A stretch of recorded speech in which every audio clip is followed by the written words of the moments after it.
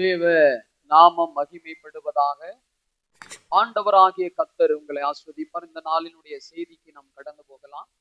யோபுவின் புஸ்தகம் 36:16 வசனத்தை எடுத்து வாசிக்க கேட்போம். அப்படியே அவர் உம்மையும்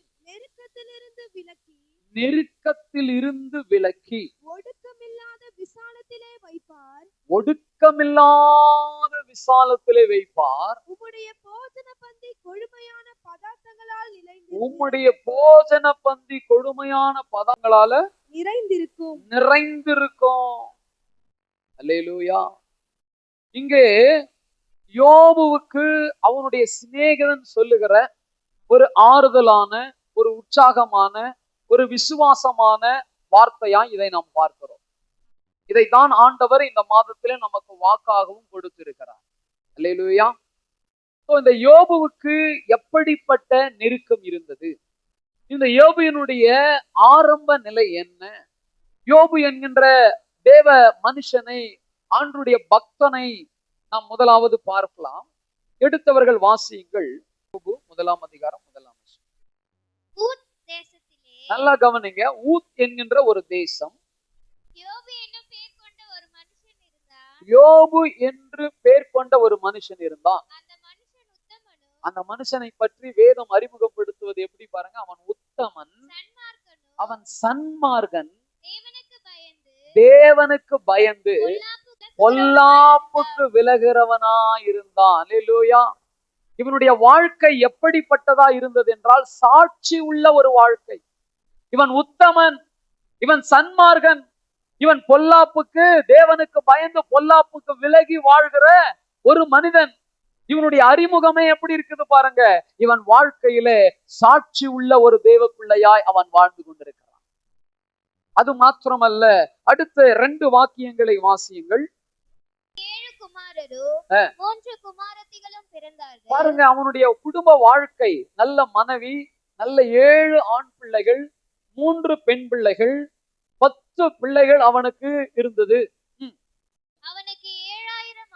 பாருங்க, 7000 ஆடு இருந்தது, 3000 ஒட்டகம் இருந்தது, 500 ஏர் மாடுகள் இருந்தது, 500 கழுதைகள் இருந்தது, திரளான வேலைக்காரர்களும் இருந்தார்கள். அல்லேலூயா. எப்படிப்பட்டவன்? நல்லவன், நல்ல குடும்பம், நல்ல சொத்து. இப்படிப்பட்ட ஆளுக்கு கல்யாணம் ஆகாம தான் என் பொண்ணு கொடுத்துட்டு இருப்பேன் அப்படின்னு சில பேர்லாம் நினைக்கலாம். அல்லேலூயா. ஆமென். யோபுவினுடைய வாழ்க்கையில எவ்வளவு சாட்சி உள்ளவனாய் இருக்கிறான். தன் குடும்பத்தையும் அவன் நல்ல குடும்பமாய் சாட்சியாய் நடத்தி விட்டான். 3வது, அவனுக்கு எல்லா ஆஸ்தியும் இருந்தது. 4வது, திரளான வேலை ஆட்கள், உதவிக்காரர்கள் அவனுக்கு இருந்தார்கள். இவனுடைய வாழ்க்கை மிக அற்புதமாய், அதிசயமாய் போய்கொண்டிருக்கிறது. அந்த கிராமத்திலே இவனுக்கு ஒரு பெரிய பெயர் உண்டு. பட்டணத்துல பாருங்க, அவனுடைய சொத்து மதிப்பு ஏறாலும் அவன் நல்ல மனிதனாயும் இருக்கிறான். எல்லா விதத்திலும் அவன் கனத்துக்குரியவனாய் இருக்கிறான். அவன் தெருக்களிலே போக சொல்ல ஜனங்கள்லாம் அவனுக்கு வணக்கம் செலுத்துவார்கள். வாலிபர்கள் எல்லாம் வாயை பொத்திக் கொள்வார்களாம். சில பேர்லாம் உள்ளேயே போயிடுவாங்களாம். சோ அந்த மாதிரி மரியாதை கொடுக்கிற ஒரு மனிதனாகவே அவன் வாழ்ந்து கொண்டிருந்தான். அவன் ஏழை எளியவர்களுக்கு அள்ளி அள்ளி கொடுக்கிறவன். அவன் ஸ்தோத்திரம், ஊனமுற்றவர்களுக்கு, மாற்றுத்திறனாளிகளுக்கு உதவி செய்கிறவன். இப்படி ஆண்டவருடைய பிள்ளையா இருந்து ஆண்டவரை நோக்கி பார்க்கிற இந்த தேவ மனுஷன் தன்னுடைய வாழ்க்கையில எல்லாவற்றிலும் சாட்சியா வாழ்ந்தான். ஆண்டவருக்கு இவனை குறிச்சு பெரிய சந்தோஷம். அல்லேலூயா, அல்லேலூயா. 4-5 வசனங்களை வாசிங்க. குமாரர் அவனவன் தன் தன் நாளிலே தன் தன் வீட்டில் விருந்து செய்து தங்கள் 3 சகோதரிகளையும் தங்களோட போஜனம் பண்ணும்படி அழைப்பார்கள். விருந்து செய்கிற அவரவருடைய நாள் முறை முடிகிற போது, யோபு, ஒருவேளை என் குமாரர் பாவம் செய்து தேவனை தங்கள் இருதயத்திலே தூஷித்து இருப்பார்கள் என்று சொல்லி அவர்களை அழைத்தனுப்பி பரிசுத்தப்படுத்தி அதிகாலமே எழுந்து அவர்கள் எல்லோருடைய இலக்கத்தின்படியையும் சர்வாங்க தகன பலிகளை செலுத்துவான். அல்லேலூயா. அப்போ தேவனுடைய வார்த்தையை நம்ம பார்க்கிறோம். சகோதரனே, சகோதரியே, அவங்க குடும்பத்துல ஒற்றுமை இருந்தது. அவங்க குடும்பத்துல என்ன இருந்தது? ஒற்றுமை. பாருங்க, ஒரு வீட்டுல விருந்து பண்ணும் போது மற்ற பிள்ளைங்க எல்லாம் அங்க என்ன பண்ணுவாங்களாம்? கூடி வருவாங்க, அங்க ஜெபிப்பாங்க, துதிப்பாங்க, தேவனை மகிமைப்படுத்துவாங்க. ஸ்தோத்திரம். நல்ல விருந்து, நல்ல சாப்பாடு செஞ்சு, நல்ல சகோதரர்கள் எல்லாம் சகோதரிகள் எல்லாம் என்ன செய்வாங்க, உட்கார்ந்து நல்லா சாப்பிடுவாங்க. சந்தோஷமா இருக்கும், மனமகிழ்ச்சியா இருக்கும். அப்படிப்பட்ட இடத்துல ஒருவேளை என் பிள்ளைகள் தங்கள் இருதயத்துல தவறானதை யோசித்திருந்தால் கூட, அதற்கு கூட நான் பலி செலுத்தி என் பிள்ளைகளை பாவத்திலிருந்து நிவர்த்தி செய்யணும்னு சொல்லி யோபு தன் பிள்ளைகளுடைய பரிசுத்த வாழ்க்கையின் மேல் கவனம் உள்ளவனாயிருந்தான். அல்லேலூயா. சகோதரனே, சகோதரியே, உங்கள் பிள்ளைகளுடைய வாழ்க்கையின் மேல் நீங்கள் எப்படிப்பட்டவர்களாயிருக்கீர்கள்? அவனுக்கு ஏராளமான சொத்து இருந்தது. நம்ம எல்லோரும் அறிவோம், பணம் அதிகமா இருந்தாலே பிரச்சனை தான். பணம் அதிகமா இருந்தாலே என்னதுங்க, பிரச்சனை தான். இஷ்டத்துக்கு செலவு செய்வாங்க, தீமையான காரியங்களுக்காக அவர்கள் செலவு செய்வார்கள், தீய நண்பர்கள் அதிகமா இருப்பார்கள். இப்படிப்பட்ட சூழ்நிலையிலே ஸ்தோத்திரம் நம்ம பார்க்கக்கூடியதாக இருக்கிறது. தேவ பிள்ளைகளை, உங்க வாழ்க்கையில பெற்றோர்கள் இங்க இருப்பீங்கன்னா, உங்க பிள்ளைகளுக்கு நான் வாங்கி கொடுத்துட்டேன், நான் வீட்டை கட்டி கொடுத்துட்டேன், படிக்க வச்சுட்டேன், வேலையை வாங்கி கொடுத்துட்டேன், வீட்டை கட்டி கொடுத்துட்டேன், திருமணத்தை செஞ்சு வச்சுட்டேன், அவனை செட்டில் பண்ணிட்டேன்னு சொல்லிட்டு நீங்க வெறும் உலக பிரகாரமான காரியத்தின் மட்டும் கவனம் உள்ளவர்களா இல்லாமல் அவர்களுடைய ஆவிக்குரிய வாழ்க்கையிலும் கவனம் உள்ளவர்களாக இருக்க வேண்டியது அவசியம். அல்லேலூயா, அல்லேலூயா. இன்னைக்கு உங்க பிள்ளைங்க எப்படிப்பட்ட நிலையில் இருக்கிறாங்க? யோபு சொல்றான், தெரியாம தன் இருதயத்துல தேவனை ஒருவேளை அவர்கள் தூஷித்திருப்பார்கள் என்றால், ஸ்தோத்திரம், தேவனுக்கு விரோதமாக அவர்கள் நடந்திருப்பார்கள் என்றால், ஆண்டவராகிய தேவனுக்கு முன்பதாக அவன் பலி செலுத்தி அவர்களை பரிசுத்தப்படுத்துவதிலே கவனமாயிருந்தான். தன் பிள்ளைகளிடத்திலும் தேவ காரியத்தை சொல்லிக் கொடுக்கிறவனாயிருந்தான். இன்றைக்கு ஆண்டுக்கு விரோதமான செயல்களை உங்கள் பிள்ளைகள் ஒரு காலம் செய்யக்கூடாது. நீங்களும் செய்யக்கூடாது, உங்கள் பிள்ளைகளும் செய்யக்கூடாது. உங்கள் பிள்ளைகளுக்கு பெரிய முன்மாதிரி யார் தெரியுமா? நீங்க தான். தாய் தகப்பன் தான் பெரிய முன்மாதிரி. நீ தேவையில்லாத காரியத்தை செஞ்சுனா உன் பிள்ளையும் செய்யும். நீ எதை விதைக்கிறையோ அதை தான் நீ என்ன செய்வ? அறுப்ப. நெல்லை விதைச்சா நெல்லை தான் அறுக்க முடியும். நீ எதை விதைக்கிறையோ அதுதான் உனக்கு கிடைக்கும். சகோதரனே, சகோதரியே, கடந்த நாட்களிலே நாங்கள் பார்த்தோம், ஸ்தோத்திரம், ஒரு சபிக்கப்பட்ட நிலைமைக்கு ஸ்தோத்திரம் நோவா ஒரு சூழ்நிலை இருக்கும் பொழுது அவனுடைய பிள்ளையாகிய காம் என்ன செய்யறான்? பார்த்துட்டு அவன் தவறா சொல்லுகிறத பார்க்கிறோம். ஆனா வசனம் சொல்லுது, கானான் சபிக்கப்பட்டவன். தகப்பன் செய்த பாவம் யார் மேல வந்து விழுந்துச்சு? பிள்ளைங்க மேல வந்து விழுந்துச்சு. சகோதரனே, சகோதரியே, யோபு தன்னையும் பரிசுத்தமாய் காத்து கொண்டான். தன் பிள்ளைகளுடைய பரிசுத்த நிலைக்கும் அவன் செயல்பட வேண்டியதிலே செயல்பட்டான். ஏதோ வீட்டை கட்டிட்டேன், ஸ்தோத்திரம், பிள்ளைகளுக்கு எல்லாத்தையும் செஞ்சுட்டேன்னு சொல்லிட்டு இஷ்டம் போல விடல. சோ அவன் எல்லாவற்றிலும் ஒழுங்கும் கிரமமாய் உள்ளவன், எல்லாவற்றிலும் சாட்சி உள்ளவன். இப்படிப்பட்ட மனுஷனுக்கு தான் ஒரு பெரிய நெருக்கம் வந்தது. அல்லேலூயா. இப்படிப்பட்ட உத்தமனாக, சன்மார்கனாக, இப்படிப்பட்ட தேவனுக்கு பயந்து பொல்லாப்புக்கு விலகிறவனாக, ஸ்தோத்திரம், ஆண்டவரால் ஆசீர்வதிக்கப்பட்டு தன் பிள்ளைகளை பரிசுத்த வழியில நடத்துகிற யோபுவின் வாழ்க்கையில மிகப்பெரிய ஒரு ஸ்தோத்திரம் சோதனை வருகிறது. பாருங்க, அதுக்கு காரணம் என்னன்னா, 8ஆம் வசனத்துல இருந்து 10ஆம் வசனம் வரைக்கும் வாசியுங்கள். யோபு 1. கர்த்தர் சாத்தானை நோக்கி, என் தாசனாகிய யோபின் மேல் கவனம் வைத்தாயோ? உத்தமனும் சன்மார்க்கனும் தேவனுக்கு பயந்து பொல்லாப்புக்கு விலகுகிறவனுமாகிய அவனை போல பூமியின் ஒருவனும் இல்லை என்றார். ஆமென். அல்லேலூயா. வாசிங்க வாசிங்க வாசிங்க. அதற்கு சாத்தான் கர்த்தருக்கு பிரதியுத்தரமாக, யோபு விருதாவாக தேவனுக்கு பயந்து நடக்கிறான். நீர் அவனையும் அவன் வீட்டையும் அவனுக்கு உண்டான எல்லாவற்றையும் சுற்றி வேலி அடிக்கவில்லையோ?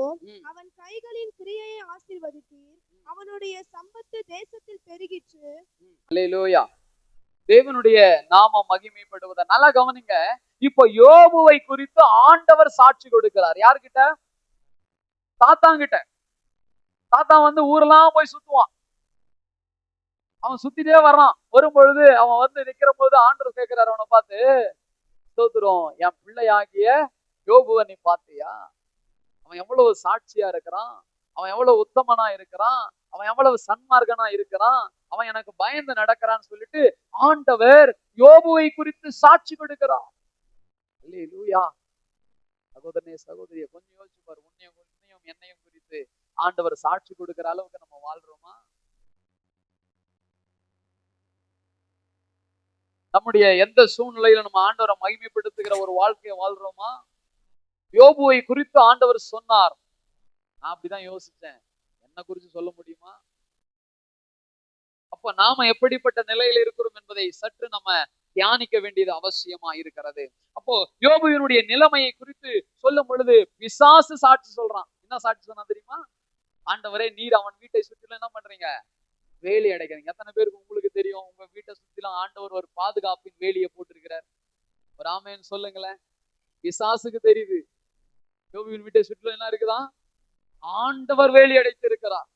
நீங்களும் நானும் போடுற வேலி இல்ல, நீங்களும் நானும் கட்டுற காம்பவுண்ட் சுவர் இல்ல, ஆண்டவர் வேலி அடைத்து இருக்கிறார். அல்லேலூயா. சோ அதனால பிசாசுனால என்ன பண்ண முடியும்? உள்ளர போக முடியல. அல்லேலூயா. இரண்டாவது, அவன் கையின் கிரியைகளை கர்த்தர் ஆசீர்வதித்திருந்தார். அவன் ஆசீர்வாதம் பெரிதா இருந்தது. அப்ப ஆண்டவர் நம்முடைய கையின் பலத்தை நமக்கு கொடுத்து நம்முடைய கையினால் செய்கிற வேலைகளை ஆசீர்வதிக்கிறவராக இருக்கிறார். நிறைய பேர் சொல்றாங்க, என்னுடைய படிப்பு திறமை, என்னுடைய கையின் பலன், இதனாலதான் நான் உழைச்சு சம்பாதிச்சேன்னு சொல்லிட்டு. நான் வேதம் தெளிவாக சொல்லுகிறது, ஐஸ்வர்யத்தை சம்பாதிக்கிற பலனை அவரே நமக்கு தர்றார். எத்தனை பேர் ஆமேன்னு சொல்லுவீங்க? நமக்கு இந்த பலனை, இந்த ஆரோக்கியத்தை, இந்த சுகத்தை ஆண்டவராகிய இயேசு கிறிஸ்துவே நமக்கு கொடுக்கக்கூடியவராக இருக்கிறார். அல்லேலூயா.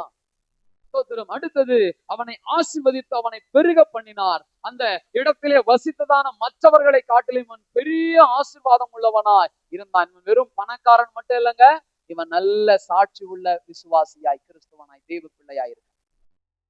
அல்லேலூயா. எனக்கு 2 கார் இருக்குது, 4 கார் இருக்குது, 5 ஏக்கர் நிலம் இருக்குது, அப்படி அல்ல. இவன் பரிசுத்தமானாக வாழ்ந்த ஒரு மனுஷன்.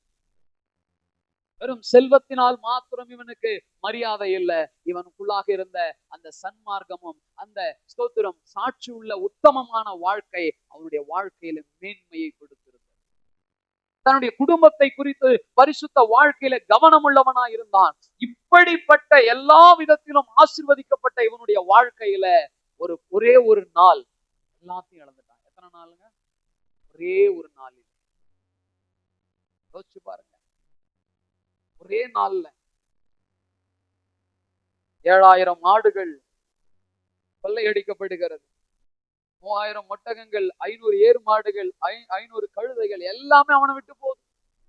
வேலைக்காரங்க எல்லாம் கொல்லப்படுறாங்க. ஒரு இடத்துல இருந்து ஒவ்வொருத்தரும் தான் பிழைச்சு வந்து அந்த காரியத்தை சொல்லுகிறான். இந்த பிள்ளைகள் சோத்திரம் ஒரு வீட்டிலே கூடியிருந்தார்களே, அந்த வீட்டில் 4 மூலைகளிலும் நல்ல காத்து வீச ஆரம்பிச்சது. அடிச்ச உடனே அந்த வீடு நொறுங்கி விழுந்து அந்த வீட்டுக்குள்ள இருந்த 10 பிள்ளைகளும் செத்து போயிட்டாங்க. எத்தனை நாளுங்க? ஒரே நாள். ஒரே நாள்ல இதெல்லாம் நடக்குது. சொத்தை இழந்தான், பிள்ளைகளை இழந்தான். சொத்து போனா போகட்டுங்க, பிள்ளை இழந்தான். 10 பிள்ளைல ஒரு பிள்ளை இல்லைங்க, 10 பிள்ளையையும் இழந்தான். யோசிச்சு பாருங்க யோபுவினுடைய நிலைமை. இந்த புத்தகம் ஆரம்பிக்கும் போது அழகா அவனை பத்தி சொல்லுது. ஆனா அதே அதிகாரத்துல அவனுடைய நிலைமை வேற மாதிரி போகிறது. எல்லாத்தையும் இழந்துட்டான். நீங்க எப்பவுமே கம்பேர் பண்ணி பாருங்க, உங்களுக்கு வர்ற உபத்திரத்தை விட, இழப்பை விட யோபுக்கு பன்மடங்கு வந்தது. ஆமென். யோபு அந்த நிலைமையில என்ன செய்தார்? யோபு அந்த நிலை மாறுவதற்கு என்ன செய்தார்? அந்த நெருக்கமான சூழ்நிலைகள் மாறுவதற்கு என்ன செய்தார் என்பதை குறித்து நாம் இன்றைக்கு பார்க்க கர்த்தர் நமக்கு உதவி செய்வாராக. அல்லேலூயா. இப்ப சாத்தான் அதிகப்படியாக இப்ப ஆண்டவர் சொல்றாரு, பாரு என் பிள்ளை இப்ப கூட என்ன செய்யலாம எனக்கு விரோதமா பேசல, இப்பவும் அவன் உத்தமத்துல இருக்கிறான், சொத்தை இழந்தான், பிள்ளைகளை இழந்தான், எல்லாத்தையும் இழந்துட்டான், ஆனாலும் என் பிள்ளை இப்பவும் எனக்கு உண்மையா இருக்கிறான் என்று சொல்லுகிறதை பார்க்க முடிகிறது. அல்லேலூயா. ஸ்தோத்திரம். எடுத்தவர்கள் வாசியுங்கள், 20வது வசனத்திலிருந்து வாசிங்க, முதல் அதிகாரம். அப்பொழுது யோபு எழுந்திருந்து தன் சால்வையை கிழித்து தன் தலையை சிரைத்து தரையிலே விழுந்து பணிந்து, மொட்டை அடிச்சுக்கிட்டு தன்னுடைய சால்வையெல்லாம் கிழிச்சிட்டு தரையில உட்கார்ந்து, நிர்வாணியா என் தாயின் கர்ப்பத்திலிருந்து வந்தேன், நிர்வாணியா என் விடத்துக்கு திரும்புவேன், கர்த்தர் கொடுத்தார், கர்த்தர் எடுத்தார், கர்த்தருடைய நாமத்துக்கு ஸ்தோத்திரம் என்றான். ஆமென். அல்லேலூயா.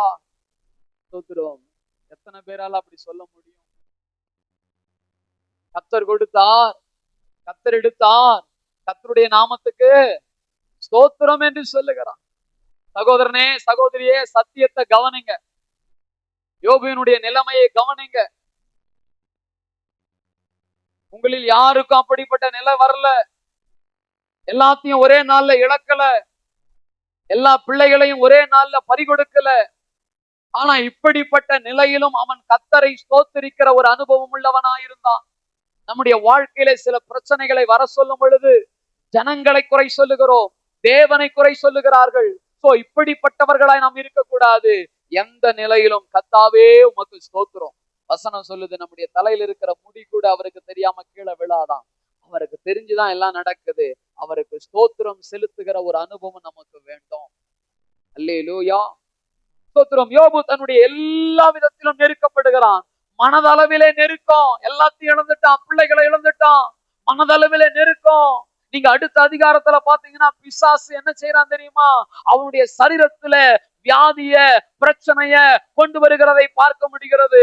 நீங்கள் 5ஆம் வசனத்திலிருந்து வாசி. 2ஆம் அதிகாரத்துல 5ஆம் வசனத்திலிருந்து. அவன் எலும்பையும் அவன் மாம்சத்தையும் தொடுவீரானால் அப்பொழுது அவன் உமது முகத்துக்கு எதிரே உம்மை தூஷிக்கானோ பாரும். அதாவது என்ன சொல்றாருன்னா, நீங்க சொத்தை எடுத்துட்டீங்க, சொத்தை எடுக்கிறதுக்கு அனுமதிச்சிட்டீங்க, நீங்க அவன் பிள்ளைங்களாம் எடுத்துட்டீங்க, அதெல்லாம் ஓகே, அவனுக்கு வெளியில நடக்குது. ஆனா அவன் சரீரத்திலே பிரச்சனை வந்தாக்கா, அவன் உடல்லயே பிரச்சனை வந்தாக்கா, அவனுடைய மனநிலையோ அவனுடைய சரீரத்துல வியாதி வந்தாக்கா, நிச்சயமா அவன் என்ன செஞ்சிருவான்? உங்களை விரோதமா பேசுவான், தூஷிப்பான், அப்படியெல்லாம் சொல்றாரு.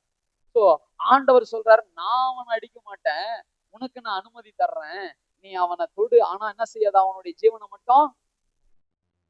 அப்ப அவன் என்ன செய்யறான் தெரியுமா? யோபுவினுடைய தலை தொடங்கி கால் வரைக்கும் ஸ்தோத்திரம், புண்களினாலே, பருக்களினாலே, சொறி சிறங்கினாலே அவனை பிசாசு அடிக்கிறான். இது நிமித்தமாய் அவன் உட்கார்ந்து ஒரு ஓட்டை எடுத்துக்கொண்டு ஸ்தோத்திரம் செறிந்து விடுகிறான். சொரியறதுக்கு ஆள் இல்லை, யாரும் மதிக்கல. ஒரு காலத்துல அவன் நடந்து போனான்னா, அவன் ஸ்தோத்திரம் வண்டியில போனானா, தேர் வண்டியில போனானா, ஸ்தோத்திரம் அவனை பார்த்து நிறைய பேர் விஷ் பண்ணுவாங்க, நிறைய பேர் மரியாதை செலுத்துவாங்க, நிறைய பேர் பயந்து ஓடி போயிடுவாங்க, வாயை பொத்திக்குவாங்க. சோ வேலைக்காரன்லாம் அப்படி பயப்படுவான். ஆனா இப்ப அவருடைய நிலைமையை பார்க்கும் போது ஒருத்தனும் அவனை மதிக்கல. கர்த்தர் மனைவி சொல்றான், உன்னமா உன்னுடைய உத்தமத்தில் இருப்ப, தேவனை தூஷித்து ஜீவனை விடும் ஐயா. 10 பிள்ளைய சாவடிச்சான சாத்தான், இதை சாவடிக்க வேண்டியதானே?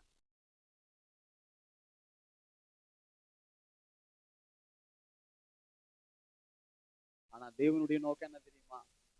இந்த அம்மாவை உயிரோட வச்சு, அம்மா மூலமே கஷ்டம் வந்தாலும் அதையெல்லாம் சகித்தும் யோபு ஸ்தோத்திரம் செலுத்தி பின் நாட்களிலே அவர்களுக்கு திரும்ப அந்த பிள்ளைகளை கொடுப்பதற்காக வேற ஒரு மனைவி அல்ல, அதே மனைவியை கொண்டு ஆசீர்வதிக்க தேவன் திட்டம் வச்சிருந்தார். அல்லேலூயா. சகோதரனே, சகோதரி, நல்லா கவனிங்க. மனைவியே சொல்லிட்டா. சில வார்த்தையெல்லாம் யார் சொன்னாலும் நமக்கு ஃபீல் ஆகாது. ஆனா வைஃப் சொல்லிட்டா ரொம்ப ஃபீல் ஆகும். சில வார்த்தைகள் சகோதரிகளுக்கு சொல்றேன், வீட்டுக்காரர் அழறா மாதிரியான வார்த்தைகளை, மனம் நொந்து போருமான வார்த்தைகளை உங்க வாயிலிருந்து தயவு செய்து என்ன பண்ணாதீங்க, சொல்லாதீங்க. சில வார்த்தைகளை யார் வேணாலும் சொல்லலாம், ஆனா நீங்க சொல்றாது. அதேதான் இந்த பக்கமும். சில வார்த்தைகளை நீங்க என்ன பண்ணக்கூடாது, உங்க மனைவிய யார் வேணாலும் சொல்லலாம், ஆனா நீங்க என்ன பண்ணக்கூடாது, சொல்லவே கூடாது. ரொம்ப கவனமா இருக்கு. சூத்திரம், நீ ஒண்ணுத்துக்கும் பிரயோஜனம் இல்லை, நீ எதுக்கு இருக்கிற, செத்து போ. இந்த வார்த்தை எவ்வளவு வலிக்கும், எவ்வளவு வேதனை கொடுக்கும். நீ வீட்டுக்கு என்ன பண்ண, இப்போ உன் நிலைமை என்ன, இதெல்லாம் நிறைய வார்த்தைகள் வந்துச்சு.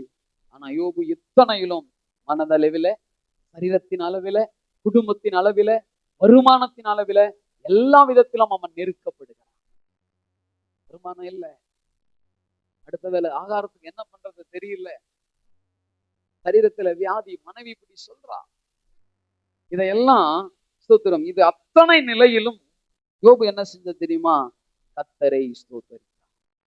அல்லேலூயா, ஸ்தோத்திரம். நீங்க அதே 1ஆம் அதிகாரத்துல கடைசி வசனத்தை வாசிங்க. எல்லாவற்றிலும் யோபு பாவம் செய்யவும் இல்லை, தேவனை பற்றி குறை சொல்லவும் இல்லை. பாருங்க, அல்லேலூயா. பாவம் செய்யவும் இல்லை, தேவனை பற்றி குறை சொல்லவும் இல்லை. ஒரு பெரிய ஒரு சூழ்நிலை வந்தாலும் கூட அவன் தேவனை ஸ்தோத்தரிக்கிறவனாகவே காணப்பட்டான். அல்லேலூயா. அவன் வாயினாலும் தன்னுடைய தேவனுக்கு விரோதமாய் பாவத்தை செய்யல. 10ஆம் வசனத்தை வாசிக்கல. அதற்கு அவன், நீ பைத்தியக்காரி பேசுகிறது போல பேசுகிறாயே, தேவன் கையிலே நன்மையை பெற்ற நாம் தீமையும் பெற வேண்டாமோ என்றான். இவைகள் எல்லாவற்றிலும் யோபு தன் உதடுகளினாலும் பாவம் செய்யவில்லை. சகோதரனே, சகோதரியே, ஆண்டுடைய பிள்ளைகளே, உங்கள் வாழ்க்கையில நீங்கள் எப்படிப்பட்ட நெருக்கடிகள் வந்தாலும் உங்கள் வாயினாலும் பாவம் செய்யாதவர்களாய், தேவனை குறை சொல்லாதவர்களாய், ஜனங்களை குறை சொல்லாதவர்களாய் நீங்கள் உங்களை காத்துக்கொள்ள வேண்டும். அல்லேலூயா. நெருக்கடி வரும், நீ திருடுற சூழ்நிலை வரும், நீ ஏமாத்துற சூழ்நிலை வரும். என் வறுமை நான் என்ன பண்றது, என்னுடைய கஷ்டம் நான் என்ன பண்றதுன்னு சொல்லலாம்.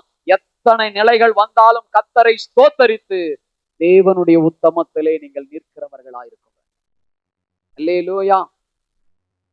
திருடன் பசிக்குதுன்னு திருடுனா யாரும் என்ன பண்ண மாட்டாங்களா? ஒன்றும் பண்ண மாட்டாங்களா? மாட்டிக்கிட்ட சம்மடி அடிப்பாங்க. வசனம் சொல்லுது நீதிமொழி. அல்லேலூயா. இது வரைக்கும் திருடுனதுக்கு எல்லாத்துக்கும் அவன் வீட்டுல என்ன நடக்குது எல்லாத்தையும் எடுத்து போயிடுவான். ஆமென். சகோதரனே, சகோதரியே, உன்னுடைய தவறுகளுக்கு நியாயம் சொல்லாத, உன் தவறுகளுக்கு சூழ்நிலையை காரணம் காட்டாத. இங்க பாருங்க, யோபு எத்தனை சூழ்நிலையிலும் கர்த்தரை ஸ்தோத்தரிக்கிறவனா இருந்தான். நீங்க நடந்து போயிட்டே இருக்கிறீங்க, உங்க காலில் அடிபட்டுடுச்சு, என்ன பண்ணுவீங்க? ஒருத்தர் கூட ஸ்தோத்திரம் சொல்ல மாட்டீங்க. அல்லேலூயா.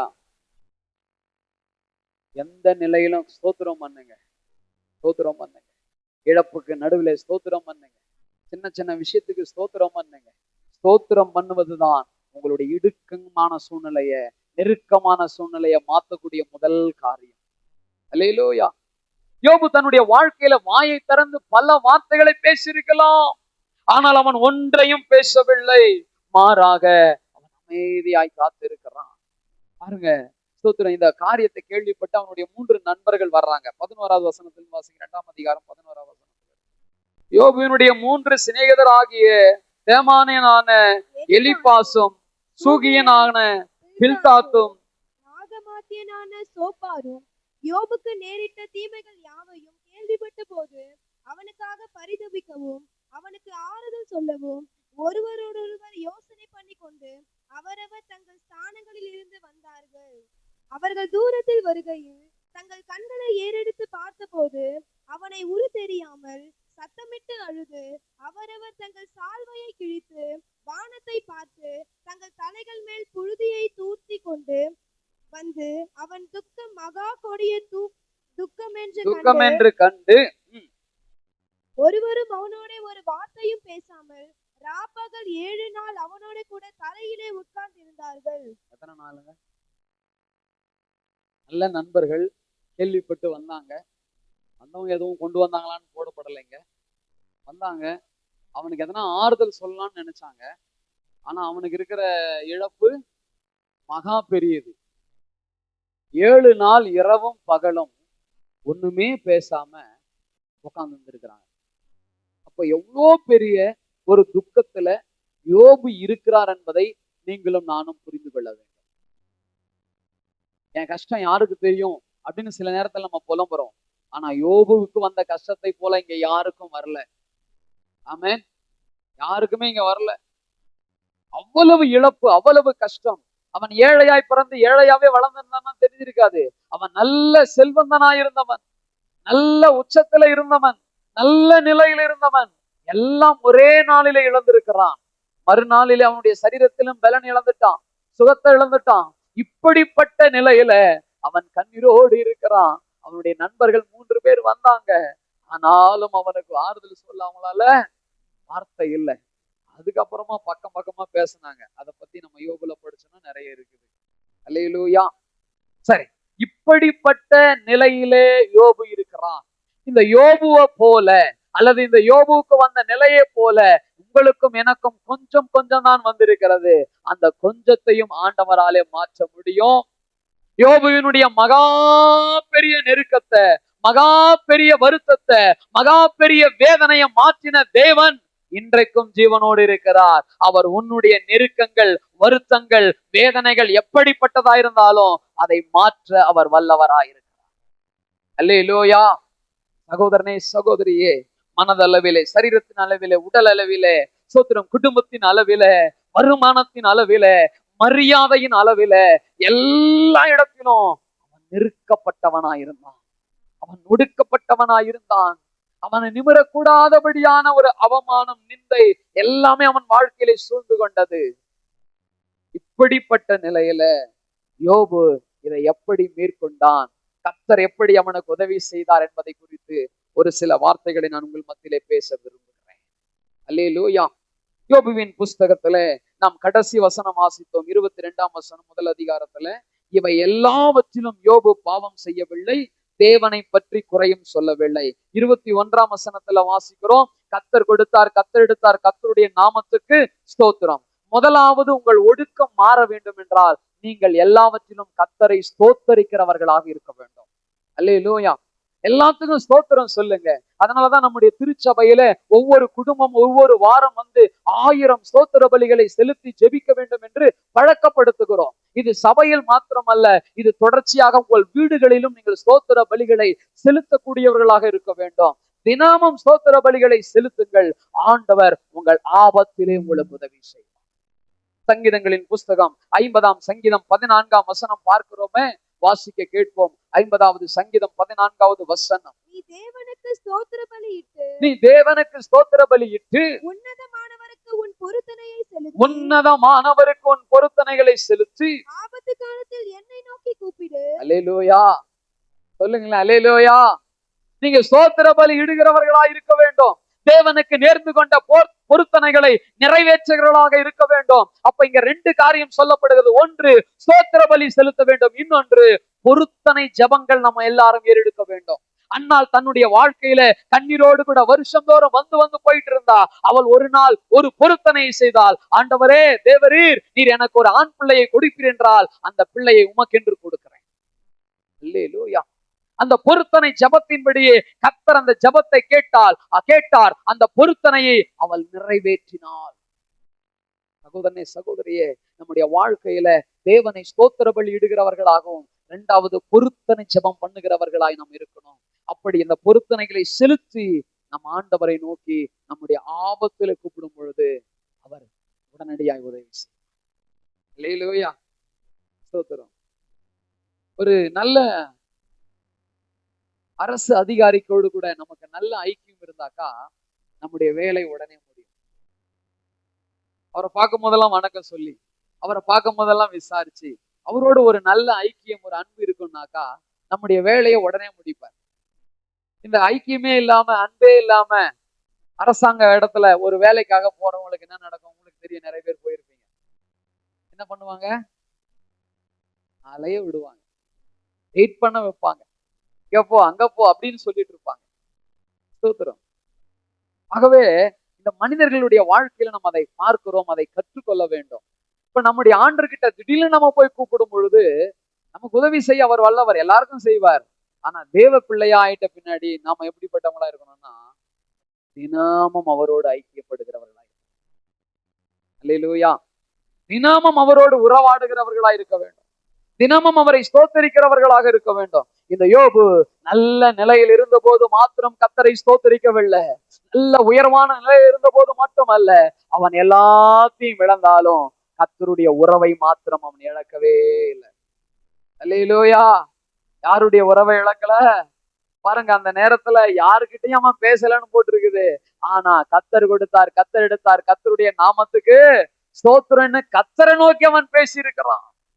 அவனுடைய எல்லா இடுக்கணமான சூழ்நிலையில இருக்கிற பொழுது கர்த்தரை ஸ்தோத்தரித்தான். அந்த ஸ்தோத்திரம் அவனுடைய வாழ்க்கையில கிருபையை பெருக்கினது. வசனம் சொல்லுகிறது, அநேக ஸ்தோத்திரத்தினால் கிருபை பெருகும். அந்த கிருபையினாலே அவனுடைய விசாலத்தை, அவனுடைய ஒடுக்கத்தை மாற்றி ஆண்டவர் விசாலத்தை கொண்டு வருவதற்கான ஒரு துவக்கமாய் அதை ஆரம்பிக்கிறார். அல்லேலூயா. 2வது பார்க்கிறோம், அவன் குறை சொல்லவில்லை. அல்லேலூயா. தன்னுடைய வாழ்க்கையில எந்த நிலை வந்தாலும் குறை சொல்லல. ஈசாக்கு கூட அப்படிதான் விதைக்கிறான். அநேகர் கூட இருக்கிறவர்கள், அந்த தேசத்தில் இருக்கிறவர்கள் எதிர்க்கிறார்கள். ஒருத்தங்கிட்டையும் அவன் சண்டைக்கு போகல. மாறாக அவன் என்ன செஞ்சான் தெரியுமா? ஆண்டவரை ஸ்தோத்தரித்து போகிற இடத்துல எல்லாம் அவன் துறவை தோண்டினான். தன் தகப்பன் முன்னோர்கள் தோண்டின துறவுகள் துட்டு போட்டுப்பட்டிருந்தது, அதையெல்லாம் திரும்ப அவன் தோண்டி எடுக்கிறான். அதுக்கப்புறம் அவனுக்கு ஒரு இடத்துல போகும்பொழுது கர்த்தர் ஒரு பெரிய அற்புதத்தை செய்கிறார். ஏசேக்கு சித்தனா முடிந்தது, ரெகோபோத் தொடங்கினதுன்னு சொல்லி கர்த்தர் எனக்கு இந்த தேசத்திலே பலுகும்படி பெருகும்படி இடத்தை உண்டாக்கினார் என்று சொல்லி அந்த இடத்துக்கு என்னன்னு பேர் வச்சாரு? ரெகோபோத் என்று பேர் வைத்தாரு. ஸ்தோத்திரம். பாருங்க, எதிரிகள் எல்லாம் அவனோடு வந்து சமாதானம் ஆயிட்டாங்க. அல்லேலூயா. நீங்க எல்லாம் ஈசாக்கா இருக்கணும், இஸ்மவேலா இருக்கக்கூடாது. அல்லேலூயா. இஸ்மவேல் யாரு? ஆமா, ஈசாக்கோட அண்ணன், ஆகாருக்கு பிறந்தவன். ஸ்தோத்திரம். ஒரே தகப்பன் தான், ஆனா ஒருத்தன் முரடன், ஒருத்தன் தான் சாட்சி உள்ள வாழ்க்கை வாழ்றோம். அல்லேலூயா. தெய்வ பிள்ளைகளே, நீங்களும் நானும் வாக்குத்தத்தம் பண்ணப்பட்ட பிள்ளைகள். ஆமென் சொல்லுங்க. நாம் முரடர்களாய் இருக்க அல்ல, பொல்லாத வாழ்க்கை வாழ்கிறவர்களாய் அல்ல, தேவ பிள்ளைகளாய் வாழ்வதற்காக தெரிந்து கொள்ளப்பட்டிருக்கிறோம். ஆமென். இப்போ ஈசாக்கின் இடத்துல ஆட்கள் இருந்தார்கள், அதிகாரம் இருந்தது, பலம் இருந்தது. அவன் சண்டை பண்ணல, மாறாக கர்த்தரை ஸ்தோத்தரித்தான், இதைத்தான். பாருங்க, பஞ்ச காலத்துல 100 மடங்கு கர்த்தர் அவனை ஆசீர்வதிச்சார். நீ குறை சொல்லாம இருந்தாலே உன் வாழ்க்கை ஆசீர்வாதமா இருக்கும். ஆமேன் சொல்லுங்க. மாமியாரெல்லாம் ஆமேன் சொல்லுங்க. மருமகள்லாம் ஆமேன் சொல்லுங்க. அல்லேலூயா. இந்த பக்கம் சகோதரர்கள்லாம் ஆமேன்னு சொல்லுங்க. குறை சொல்லாம இருந்தாலே உன் வாழ்க்கை நல்லா இருக்கும், உன் குடும்பம் நல்லா இருக்கும், நீயும் நல்லா இருப்ப. சில பேர் பாருங்க, குறை குறை குறை குறை குறை குறை. ஸ்தோத்திரம். ஒருத்தன் ஒரு குதிரையை கூட்டிட்டு போனானா, பழைய காலத்துல சொல்லுவாங்க, கூட்டிட்டு போனானா. ஸ்தோத்திரம்.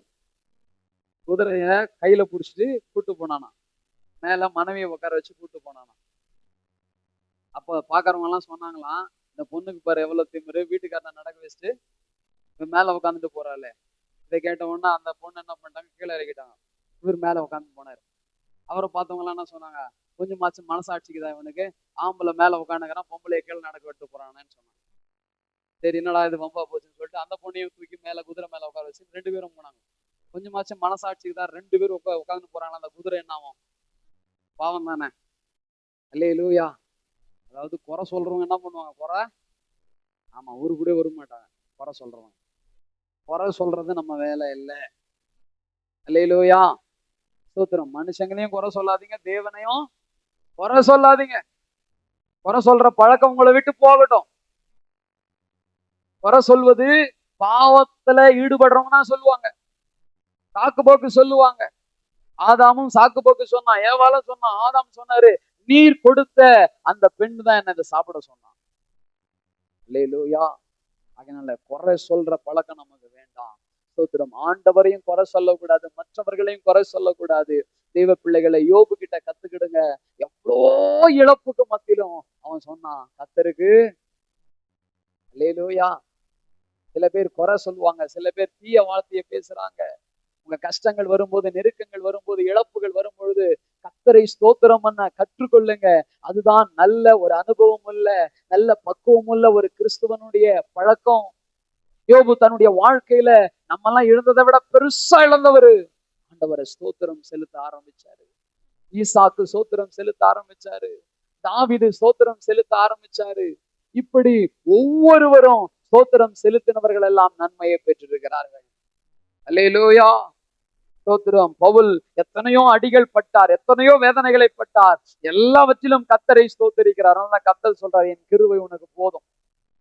அல்லேலூயா. சோ ஃபர்ஸ்ட் ஸ்தோத்திர பலி செலுத்துகிற பழக்கம் வேணும். 2வது குறை சொல்லாமல் இருக்க வேண்டும். இதெல்லாம் நம்மளை விசாலத்துக்கு கொண்டு போகிற ஒரு காரியமா இருக்கும். 3வது வாசியுங்கள், 36ஆம் அதிகாரம் 36ஆம் அதிகாரம் 16வது வசனத்தை வாசியுங்கள். அதுதான் நம்ம முதல்ல வாசிச்சோம். வாசிங்க. அப்படியே அவர் உம்மையும் நெருக்கத்திலிருந்து விலக்கி ஒடுக்கமில்லாத விசாலத்திலே வைப்பார். உம்முடைய போஜன பந்தி கொழுமையான பதார்த்தங்களால் நிறைந்திருக்கும். அல்லேலூயா. இப்போ இவருடைய நண்பர் ஒருத்தர் இதை சொல்றார். ஆனா இதை ஆரம்பிக்கும் போது அவர் எப்படி ஆரம்பிக்கிறார்னா, இவர் பெரிய ஞானி மாதிரி சொல்ல ஆரம்பிக்கிறார். சில பேர் சொல்லுகிற ஆலோசனைகள் எல்லாமே சரியானது அல்ல. நல்லா புரிஞ்சுங்க, கொஞ்சம் கவனிங்க, நல்லா கவனிங்க. சில பேர் சொல்ற வார்த்தைகள் எல்லாமே சரியான வார்த்தைகள் அல்ல. இந்த நண்பர்கள் பேசுகிற வார்த்தைகள்ல ஒரு சில நல்ல வார்த்தைகள் இருக்கிறது, விசுவாசம் மூட்டுகிற வார்த்தைகள் இருக்கிறது. எதை எடுத்துக்கொள்ளணும், எதை விட்டுணுன்றத நம்ம தெரிஞ்சுக்கணும். ரொம்ப அழகா உங்களுக்கு சொல்றேன். மீன் சாப்பிடுவீங்க, எல்லாரும் மீன் சாப்பிடுவீங்கன்னு நினைக்கிறேன். மீன்ல நம்ம என்ன பண்ணுவோம், சதையை மட்டும் எடுத்துக்கிட்டு அவ்வளவுதாங்க. எது நல்லது, எது கெட்டது, எப்பொருள் யார் யார் வாய் கேட்பினும் அப்பொருள். அப்ப பாருங்க, சில பேர் நல்லது சொல்ற மாதிரியே இருக்கும், அதுல தவறான கருத்துக்களையும் என்ன பண்ணுவாங்க, சில நேரத்துல சேர்த்துருவாங்க. உண்மை சொல்ற மாதிரி இருக்கும். பிசாசு ஏவாள் கிட்ட பேசின பொழுது உண்மையை சொல்ற மாதிரி தான் இருந்தது. இந்த பழத்தை சாப்பிட்டா நீங்க என்னவா ஆயிடுவீங்க, தேவர்கள் ஆயிடுவீங்க. ஆனா அவன் ஒரு பொய் சொன்னா நீங்க சாக மாட்டீங்க. நன்மை தீமை அறிகிற அறிவு உங்களுக்கு வந்துடும் சொன்னா அது உண்மை. ஆனா அவன் என்ன பண்ணிட்டான், செத்து போயிடுவாங்கன்ற அந்த உண்மையை மறைச்சிட்டு நீ சாக மாட்டேன்ற ஒரு பொய்ய சொல்லிட்டான். உண்மையோடு கூட கொஞ்சம் பொய்ய என்ன பண்ணிட்டான். இந்த மாதிரி நிறைய திறமைசாலிகள்லாம் இருப்பாங்க ஊர்ல, உலகத்துல, ஏன் இங்க கூட இருக்கலாம். உண்மையோடு கொஞ்சம் என்ன பண்ணுவாங்க, பொய்யையும் கலந்துருவாங்க. அதனால சரியானதை கண்டுபிடிக்கும். எப்படி கண்டுபிடிக்கணும்னா, நீ பைபிளை வாசிச்சா மட்டும்தான் கண்டுபிடிக்கணும். நீ வேதத்தை நல்லா படிச்சாதான் எது சரியான சத்தியம், எது கள்ள உபதேசம் என்பதை கண்டுபிடிக்க முடியும். நீ பைபிளை படிக்கலனா நீ நிச்சயமா எங்கேயாச்சும் ஒரு இடத்துல மாட்டிக்கிட்டு முழிக்க வேண்டியது. அதனாலதான் திருச்சபையில பைபிளை படிப்பதை குறித்து உற்சாகப்படுத்துகிறோம். திருப்பிள்ளையே, வாலிபனே, உணர்வடையுங்கள், கர்த்தர் உங்களை ஆசீர்வதிப்பாராக. ஆமென். சோ இப்ப யோபுனுடைய வாழ்க்கையில நண்பன் பேசிவிட்டான், அவனுக்கு மறு உத்தரவு சொல்ல முடியல, அவன் நிறைய பக்கமா பேசான். இப்ப 38வது அதிகாரம் முதல் வசனத்தை வாசிங்க. பெருங்காற்றிலிருந்து யோபுக்கு உத்தரவாக அறிவில்லாத வார்த்தைகளினால் ஆலோசனையை அந்தகாரப்படுத்துகிற இவன் யார் பாரு, அவன் ஃப்ரெண்டு பேசுனதை பார்த்துட்டு ஆண்டவருக்கு கோபம் வந்துச்சு. அல்லேலூயா. சில பேருடைய பேச்சு அப்படிதான் இருக்குங்க. ஆண்டவருடைய சத்தியத்துக்கு விரோதமான பேச்சை பேசுவாங்க. சில வார்த்தைகள் சரியானதா வரலாம், ஆனா பல வார்த்தைகள் தவறாய் போய்விடுகிறது. இப்ப ஆண்டவர் யோபுவின் இடத்துல பேச ஆரம்பிக்கிறார். அல்லேலூயா, ஸ்தோத்திரம். 36ஆம் அதிகாரத்துல பேசினா அந்த நண்பன் 38ஆம் அதிகாரத்துல ஆண்டவர் பேச ஆரம்பிச்சிட்டாரு. என்னெல்லாம் பேசின தெரியுமா? தன்னுடைய மகத்துவத்தை குறித்து, தன்னுடைய மேன்மையை குறித்து, சர்வ வல்லமையை குறித்து, ஆண்டவருடைய காரியங்களை அவர் ஒவ்வொன்றாக யோபுவுக்கு பேச ஆரம்பித்தார். இதை பேசின பேச்சை கேட்ட உடனே யோபுவினுடைய மனநிலைமை எல்லாம் அப்படியே மாறுது. அல்லேலூயா.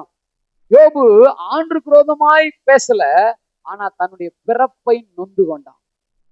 தன்னுடைய வாழ்க்கையை அவன் என்ன பண்ணிட்டான், நொந்து கொண்டான், வெறுத்து விட்டான்.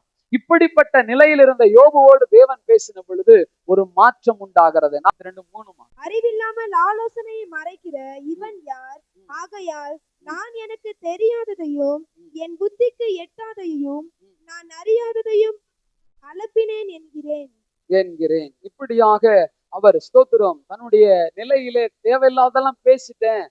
ஒரு என்ன சொல்றது, பெண்ணாத்திரா மாதிரி ஆயிப்போச்சு. பிதற்றுகிறான்னு சொல்லுவாங்களா ஒரு வார்த்தை, பிதற்றுகிறது போல ஆயிடுச்சு. இப்படிப்பட்ட நிலையில அவர் இருக்கிறார். யோபு 40ஆம் அதிகாரம் 1-4 வரைக்கும் வாசிங்க. பின்னும் கர்த்தர் யோபுக்கு உத்தரவாக சர்வ வல்லவரோட வழக்காடி அவருக்கு புத்தி படிப்பிக்கிறவன் யார்? தேவன் பேரில் குற்றம் பிடிக்கிறவன் இவைகளுக்கு உத்தரவு சொல்ல கடவன் என்றார். அப்பொழுது யோபு கர்த்தருக்கு பிரதியுத்தரமாக, இதோ நான் நீசன், நான் உமக்கு என்ன மறு உத்தரவு சொல்லுவேன்? என் கையினால் என் வாயை பொத்திக் கொள்ளுகிறேன். என்ன பண்றேன்? பொத்திக் கொள்ளுகிறேன். நான் இரண்டொரு தரம் பேசினேன். இனி நான் பிரதியுத்தரம் கொடாமலும் பேசாமலும் இருப்பேன் என்றான். ஆமென். பேசாமலும் இருப்பேன் என்றான். இப்படி அவன் தன்னை ஒப்பு கொடுக்கிறான். பாருங்க, நீங்க அதுல பாத்தீங்கன்னா போட்டிருக்குது, தன்னை நீசன் என்று ஒப்பு கொடுக்கிறான். 4ஆம் வசனம், இதோ நான் நீசன், நான் உமக்கு என்ன மறு உத்தரவு சொல்லுவேன் என்று தன்னை அர்ப்பணிக்கிறவனாய் அவன் மாறினான். தாழ்மை உள்ளவனாய் மாறினான். முதலாவது ஸ்தோத்திர பலியிட வேண்டும், 2வது குறை சொல்லக்கூடாது, 3வது தாழ்மை உள்ளவர்களாக இருக்க வேண்டும். இன்னைக்கு நிறைய பேருடைய வாழ்க்கையில தாழ்மை இல்லை, பெருமைக்கு தான் இடம் கொடுக்கிறார்கள். பாருங்க, எல்லாவற்றிலும் பெருமைப்படுத்திக் கொள்ள விரும்புறாங்க.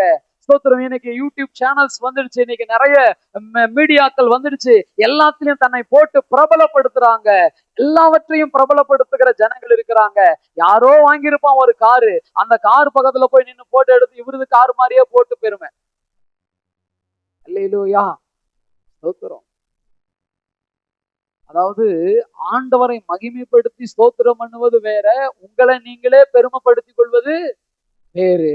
ஆனா இன்னைக்கு நிறைய மனிதனுடைய மனநிலைமை என்ன தெரியுமா? பெருமை.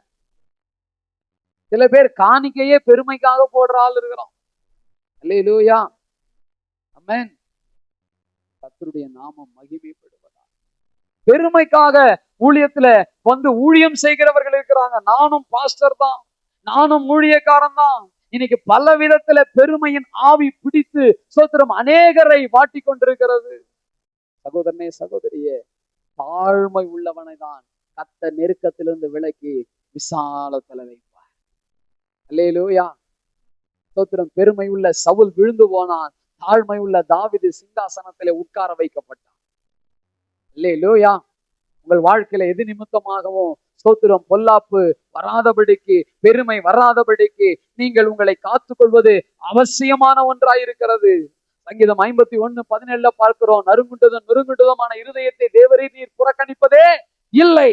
தாவீது பாவம் செய்த பொழுது, அவன் உணர்த்தப்பட்ட பொழுது தன் பாவத்தை அறிக்கை செய்கிறவனாக தேவனுக்கு முன்னாடி தன்னை தாழ்த்துகிறவனாய் காணப்பட்டான். அப்பொழுது கர்த்தர் அவன் மேல் மனம் இறங்கி அவனை மன்னித்தார். அவனே சொல்லுகிறான், பரிசுத்த ஆவி என்னிடத்திலிருந்து எடுத்துக்கொள்ளாதிரும், உங்க சமூகத்தை விட்டு என்னை தள்ளாது இரும், எனக்கு சுத்த இருதயத்தை தாங்க, நிலைவரமான ஆவியை தாங்கன்னு சொல்லி அவன் கேட்கிறதை பார்க்கிறோம். அந்த ஜெபம், தன்னை தாழ்த்தின அந்த ஜெபம் அவன் வாழ்க்கையில பெரிய மாற்றத்தை ஏற்படுத்தி. அல்லேலூயா. 2 பேரு லூக்கா சுவிசேஷ புஸ்தகம் 18ஆம் அதிகாரத்துல 2 பேர் ஜெபம் பண்ண போறாங்களே, அதுல ஒருத்தன் ஸ்தோத்திரம் பெருமையை பேசினான். என்ன பெருமை? இத்தனைக்கு அவன் சர்ச்சுக்கு வர்றவன். அவன் யாரு? அவன் சொல்றான், நான் வேதத்தை வாசிக்கிறேன், நான் தசம பாகம் கொடுக்கிறேன், நான் உபவாசம் இருக்கிறேன். இப்ப இவன் யாரு? சபையை சார்ந்தவன். ஆனா இன்னொருத்தன் வர்றான், ஆயக்காரன். அல்லேலூயா. பரிசேயன் சொல்லிட்டு போயிட்டான். ஆயக்காரன் வந்தான், மார்பிள் அடிச்சுக்கிட்டு அலறான், ஆண்டவரே, நீங்க இருக்கிற வானத்தை கூட பாக்குறதுக்கு நான் தகுதி இல்லாதவன். மார்பிள் அடித்து கொண்டு அழுது புலம்பி அவன் தேவ சமூகத்துல ஜெபிச்சான். வசனம் சொல்லுது, ஸ்தோத்திரம், இவனை கர்த்தர் நீதிமானாக வீட்டுக்கு அனுப்பினாராம். அல்லேலூயா. அவன் அல்ல, இவனே. அவன்னாலே தெரிஞ்சு தூரமா இருக்கணும் தான் அவன்வாங்க. இவன்னா யாரும் சொல்லுவாங்க பாருங்க, இவன் கிட்ட வந்துட்டான். அல்லேலூயா. ஸ்தோத்திரம். சகோதரனே, சகோதரியே, உன் வருத்தம் நீங்கணும்னா, உன் ஒடுக்கம் நீங்கணும்னா, உன்னுடைய இடுக்கம் நீங்கணும்னா, உன்னுடைய எல்லா விதமான நெருக்கடிகளும் மாறணும்னா ஆண்டவரை ஸ்தோத்திரம் செய்ய. 2வது குறை சொல்லாத. 3வது ஸ்தோத்திரம், பிரைஸ் லார்ட், உன்னை தாழ்த்து, உன்னை பாவி என்று அர்ப்பணி, உன்னை நீசன் என்று ஒப்புக்கொடு. உன் பாவத்தை குறித்து ஊர் உலகம் எப்படி பேசுன்னு எனக்கு தெரியாது, ஆனால் நீ ஒப்பு கொடுத்தா உன்னை மன்னிப்பதற்கு ஆண்டவர் உண்மை உள்ளவராயிருக்கிறார். வாய்ப்பு கிடைத்த மன்னிப்பு கிடைக்கலன்னா அதுதான் உன்னுடைய பிரச்சனை. நரகத்திலே தள்ளப்படுவாய், அங்கே அணு அணுவாய் கொல்லப்படுவாய். புழுக்கள் உன் மேல் வரும், அந்த புழுக்கள் சாகாது.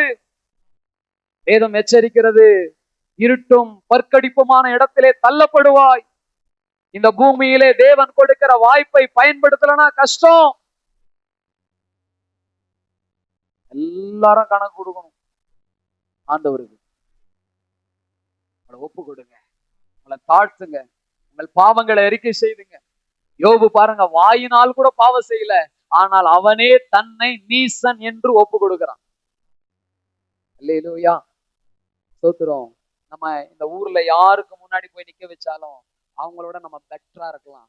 ஆனா ஆண்டருக்கு போய் முன்னாடி போய் நின்னா நீயும் நானும் ஒண்ணுமே இல்லை, ஒண்ணுமே இல்லை.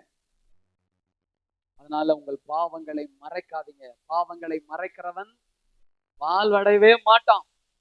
ஆண்கள் சொல்லுங்க, பாவத்தை மறைக்கிறவன். ஆமா. கர்த்தருடைய நாமம் மகிமைப்படுவதாக. ஆக தேவ பிள்ளைகளை, உங்கள் வாழ்க்கையில ஆண்டவர் ஒரு விசாலத்தை ஏற்படுத்தணும்னா, உங்களுக்கு இருக்கிற நெருக்கடி அது மனதளவில வந்திருக்கலாம், குடும்பத்தின் அளவில வந்திருக்கலாம், வருமானத்தில வந்திருக்கலாம், அது ஏதோ ஒரு இடத்துல உங்களுக்கு மிக மிக நெருக்கமான ஒரு சூழ்நிலை கொண்டு வந்திருக்கலாம். அது மாறணும்னா நீங்க ஆண்டவரை ஸ்தோத்திரியுங்கள். அது மாற வேண்டும் என்றால் யாரையும் குறை சொல்லாதீங்க, குறிப்பாய் தேவனை குறை சொல்லாதீங்க. அல்லேலூயா. பிரம்ம வந்துச்சு, ஆண்டவர் என்னையும் என் பொண்ணையும் பிரிச்சிட்டாரு. நம் தேவன் கலகத்துக்கு தேவனா இல்லாமல். அல்லேலூயா. நீ வாய வச்சுன்னு சும்மா இல்லாத, உன் பொண்ணு வாய வச்சுன்னு சும்மா இல்லாத, நீங்க பேசி போட்டு பிரிஞ்சு போட்டு யார் மேல வைக்கிறது பழியா? இந்த ஆண்டவர் கூட என் குடும்பத்தை பிரிச்சிட்டார். பிரிக்கிற ஆண்டவர் அல்லேலூயா. தோத்துரும். நீ தெரியாம சொல்லிட்டுனா பிரச்சனை இல்லை, அறியாம சொல்லிட்டுனா பிரச்சனை இல்லை. நீ தெரிஞ்சே இப்படி ஆண்டவரை குறை சொல்லிருந்தனா தோத்துரும். வயசுலாம் அதுக்கான பலனை அனுபவிக்க. ஐயா, ஆண்டவர் சேர்த்து வைக்கிற ஆண்டவர் ஐயா. கணவன் மனைவி ஒன்னா இருக்கணும்னு சொல்றாரு ஐயா. பிள்ளைகள் பெற்றோரை கனப்படுத்துன்னு சொல்றாருங்க ஐயா. அல்லேலூயா. இன்னைக்கு நிறைய கிறிஸ்தவங்களா இருக்கிறாங்க. ஆனா எத்தனை பேர் அப்பா அம்மாவை பாக்குறீங்க? அப்பா சம்பாரிச்ச சொத்து வேணும், அம்மாவை சம்பாரிச்ச சொத்து வேணும், அம்மா செத்து போயிட்டா நகை எடுத்துக்கணும். அம்மா அப்பா மேல அக்கறைப்படாத ஆளு சொத்துக்கும் பணத்துக்கும் ஏன் வர?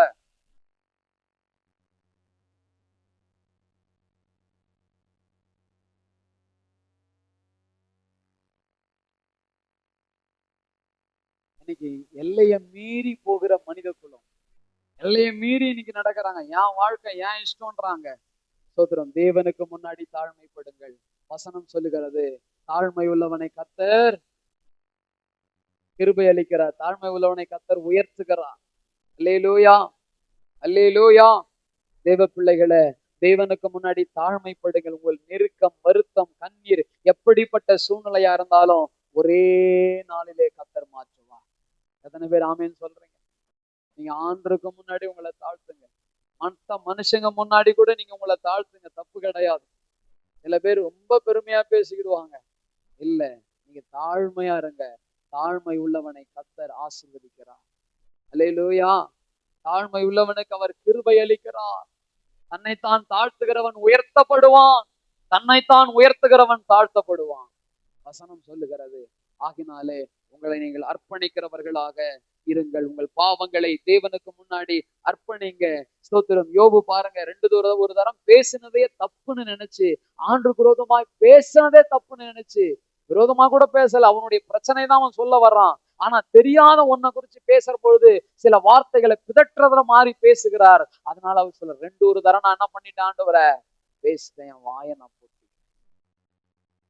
தேவ பிள்ளைகளை, இன்னைக்கு தேவனுக்கு விரோதமாய், ஊழியக்காரனுக்கு விரோதமாய், விசுவாசிக்கு விரோதமாய், உன் குடும்பத்துக்கு விரோதமாய், உன் பெற்றோருக்கு விரோதமாய் நீ பேசாத. கர்த்தர் அதை பார்க்கிறார். அல்லேலூயா. ஸ்தோத்திரம். அடுத்ததாக யோபு 42:2 வாசியுங்கள். 42:2 வாசியுங்கள். தேவரீர் சகலத்தையும் செய்ய வல்லவர், நீ செய்ய நினைத்தது தடைபடாது என்பதை அறிந்திருக்கிறேன். பாருங்க, இவனுக்குள்ளே ஒரு பெரிய விசுவாசம் என்னன்னா, ஆண்டவர் சகலத்தையும் செய்ய வல்லவர். அவர் செய்ய நினைத்ததை ஒருத்தனும் என்ன செய்ய முடியாது, தடுக்கவே முடியாது. கையை தட்டி ஆண்டவரை மகிமைப்படுத்துங்களேன்.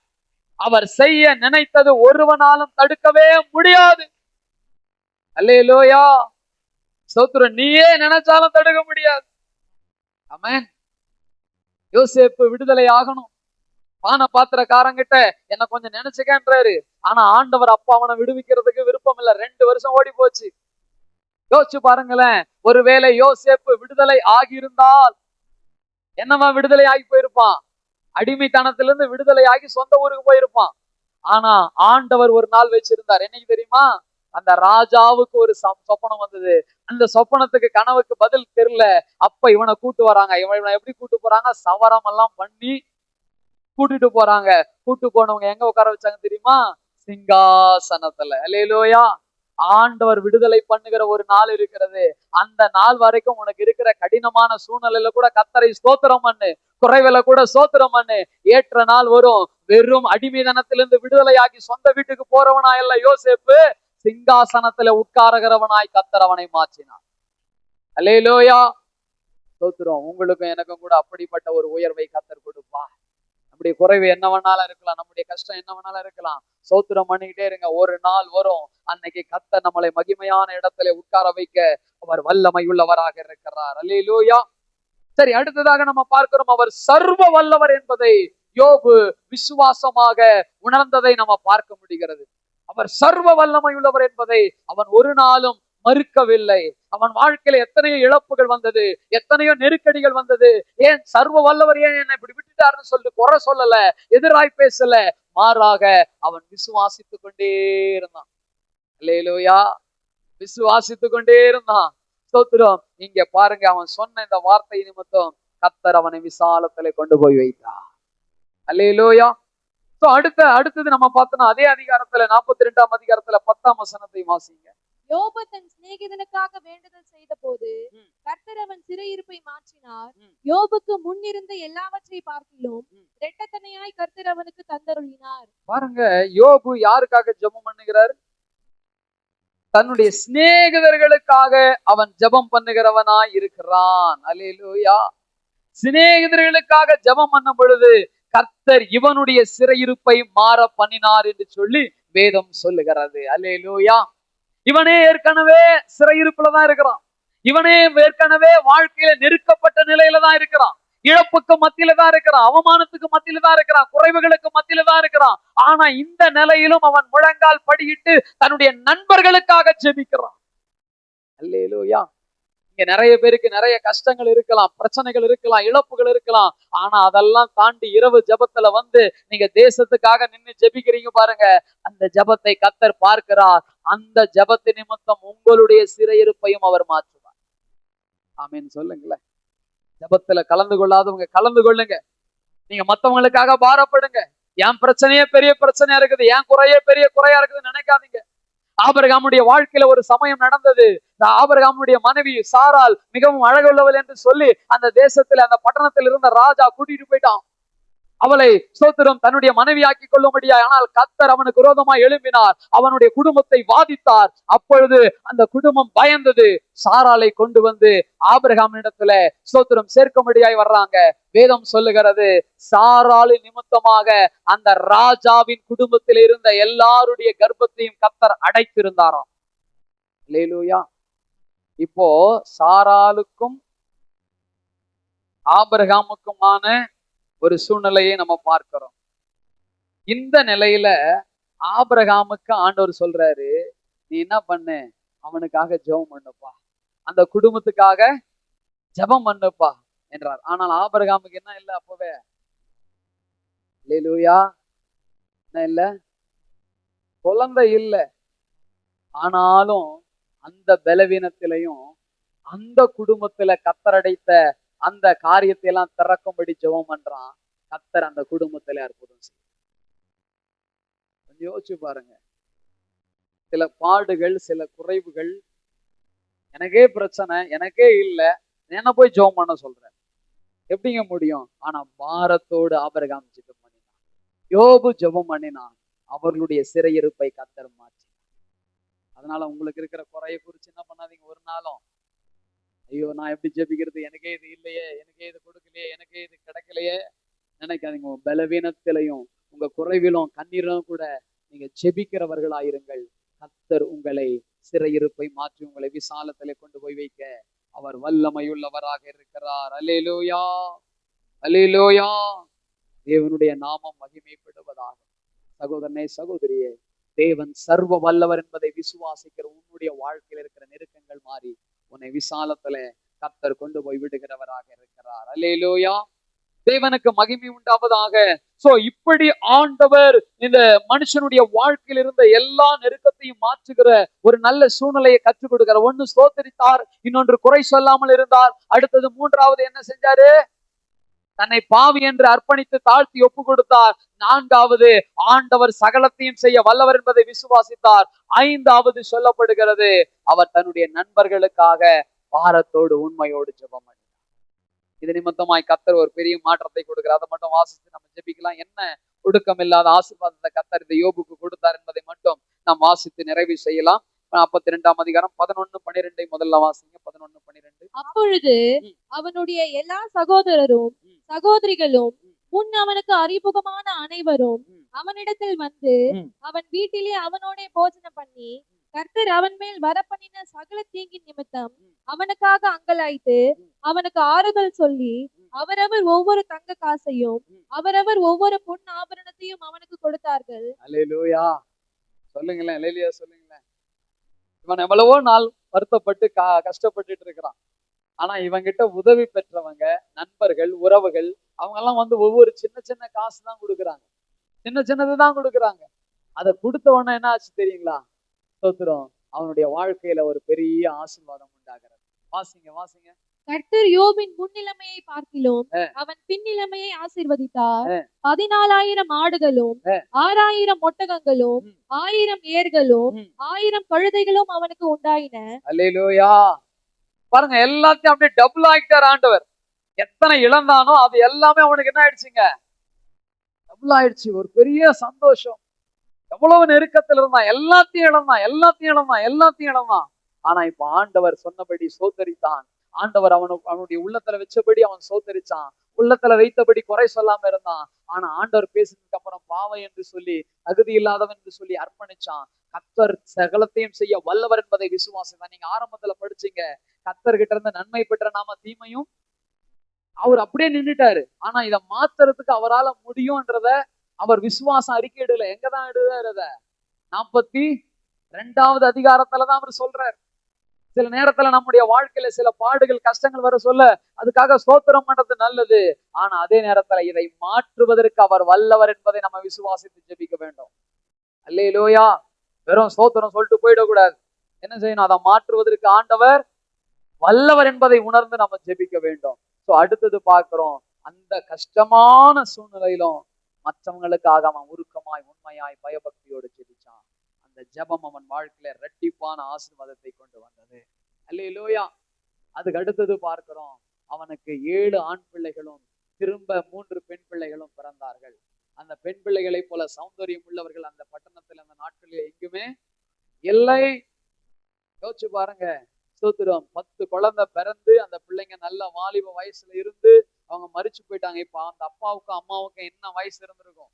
ஆனா அவர்களை திரும்பவும் கர்த்தர் ஆசீர்வதிச்சு அதே கணவனுக்கும் அதே மனைவிக்கும், வேற மனைவி இல்லைங்க, அதே மனைவிக்கும் ஸ்தோத்திரம், திரும்பவும் 7 ஆண் பிள்ளைகளையும் 3 பெண் பிள்ளைகளையும் கர்த்தர் கொடுக்க வல்லவராயிருந்தார். நெருக்கத்தை மாத்தினார். அல்லேலூயா. 10 போச்சு, ஆனா 10 திரும்ப வந்துச்சு. உனக்கு 1 கூட கொடுக்க மாட்டாரா? அல்லேலூயா.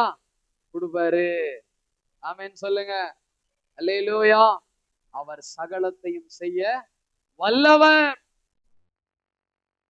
கடைசியாய் பார்க்கிறோம். வாசிங்க 16, 17 வாசிங்க.